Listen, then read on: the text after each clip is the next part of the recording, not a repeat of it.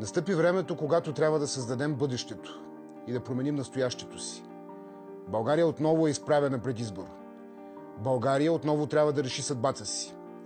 Да бъде равноправна част от европейското семейство или ням свидетел на растежа, на промените и те да се случват покрай нас, но не и с нас. Ние сме отборът на ГЕРБ.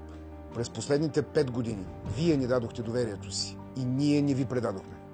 Време е бюрократичните прегради да рухнат, доверието да се възстанови и правилата отново да се спазват. Само тогава растежът е неизбежен. Ние вярваме в хората и те вярват в нас. Това е отговорност. Това е връзка, която не може да бъде прекъсната. Ние сме отбор от професионалисти. Доказали сме, че можем. И знаем, че България няма време за губене. ГЕРБ, номер 18 в бюлетината. Купуването и продаването на гласове е престъпление.